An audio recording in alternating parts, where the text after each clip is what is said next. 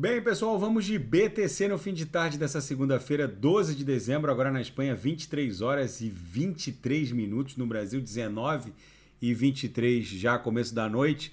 Gente, olha o que a BTC fez hoje no intraday. Lambeu a lower, voltou para ver o up, lambeu a upper, ameaçou aqui voltar para ver o up, aí resolveu esgarçar a upper e agora a gente provavelmente vai desenhar a nova banda a partir da virada da VWAP por volta das 21 horas aí do Brasil, 1 hora da manhã aqui na Espanha. Então é muito improvável que ela retorne para o patamar da VWAP hoje. É bem provável que a gente crie a nova banda a partir desse patamar aqui, acima de 17.100. Hoje todos os sinais fecharam rapidamente, a gente pegou um ponto de entrada seguro e foi por aqui, ó, e fechou rapidamente. No intraday a BTC tá bonita, se segurou muito bem na mediana do canal de Keltner. Vocês vejam que as três linhas seguem levemente apontadas para cima. A gente chegou a fazer um pavio para a banda inferior.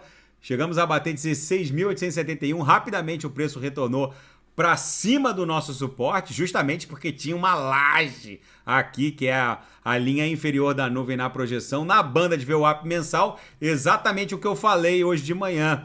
A gente estava aqui, ó, beijando aqui a lower na banda de VWAP mensal, sem esgarçar. Gente, a banda de VWAP mensal, ela serve para ser trabalhada. É normal a BTC agulhar tanto para lower quanto para upper. Agora, nesse momento, a gente está a 17.161. Hoje a gente beijou a lower e já a gente vai beijar a upper, que está em 17.200. Ou seja, é um mercado sem regulamentação, onde boa parte das bolsas de futuros operam com alavancagem de até 100, 120 vezes. Ou seja, sem qualquer regulamentação, algumas bolsas DEX rodando em plataformas descentralizadas, ou seja, regulamentação zero. Isso deixa o preço selvagem. Essa é a característica principal do mundo cripto, onde a análise técnica tem que ser plotada com aquele grãozinho de sal, com granossales. É isso que eu venho reportando, que eu reporto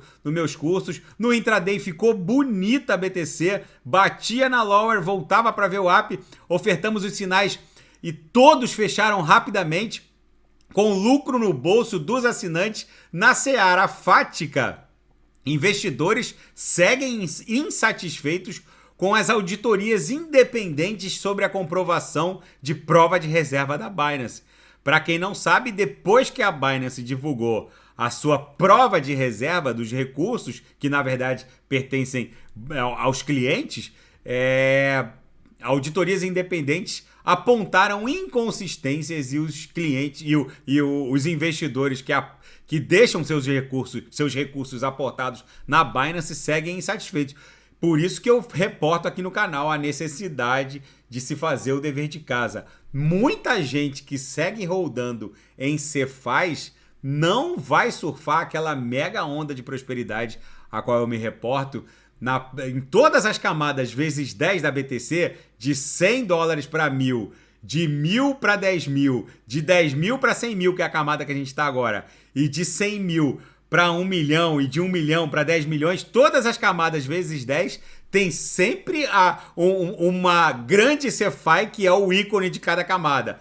De 100 para 1.000 foi a MT Gox, de 1.000 para 10.000 foi a Quadriga CX, de 10.000 para 100.000, que é a camada que a gente está agora, foi a FTX. A FTX só foi o último evento, mas infelizmente não será a última. E o Departamento de Justiça dos Estados Unidos está dividido entre acusar a Binance ou não na investigação sobre violação às regras de anti-lavagem de dinheiro.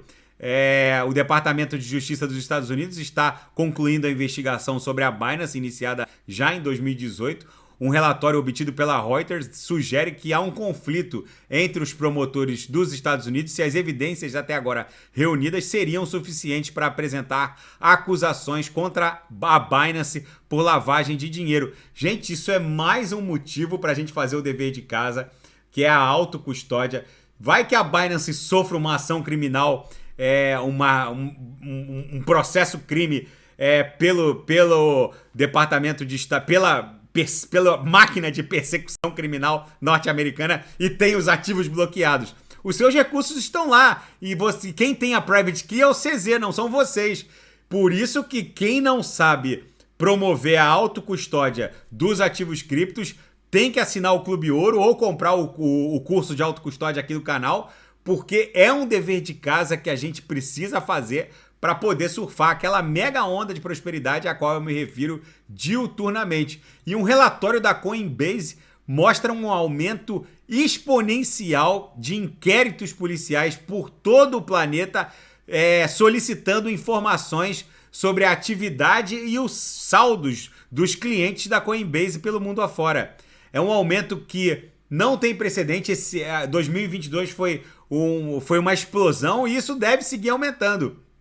Isso mostra que os órgãos de repressão criminal, jurisdições mundo afora, seguem escrutinando as Cefaz. E a semana começa com uma série de expectativas. Tanto o mercado cripto quanto o mercado de ações e mercado de títulos aguardam os dados da inflação do IPC norte-americano, a definição da taxa básica de juros pelo Fed na quarta. Na quinta-feira tem definição de taxa de juros. Após o Fed na quarta, o Banco Central Europeu anunciará sua decisão sobre a taxa de juros na quinta. Ou seja, o mercado está nervoso, por isso que hoje de manhã estava tudo meio nervosinho e é por conta de tanta notícia que vem por aí. Enfim, e o Sam Bankman-Fried avisou que vai testemunhar sob juramento perante o comitê da Câmara, mas o fará de forma remota. Ele não vai comparecer pessoalmente. É a cara do é a cara dele, do Sam Bankman-Fried. Deu um monte de entrevista, falou um monte de bobagem e agora não quer comparecer pessoalmente. Disse que vai comparecer remotamente. Vamos ver, a chance dele acabar na prisão vai aumentando também exponencialmente.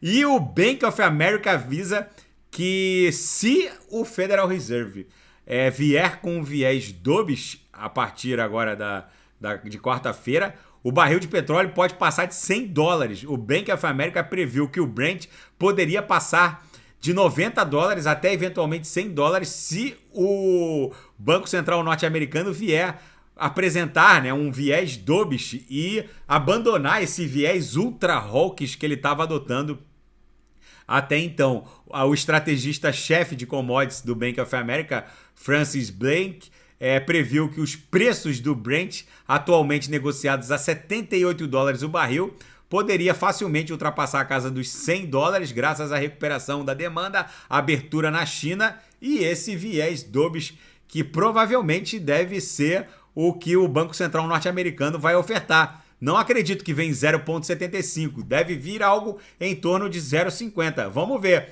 Por isso que deve estar rolando algum insight dentro do mercado, porque nesse momento o Nasdaq está subindo 1,13, a BTC está mais 0,48, Nasdaq Futuros, enfim.